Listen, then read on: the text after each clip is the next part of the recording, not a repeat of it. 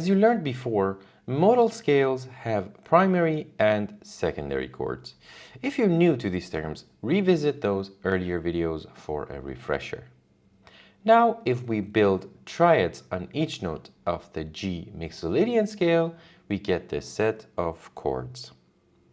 The G major, built on the first degree, is of course our first primary chord. But we also want to find the chords that showcase the unique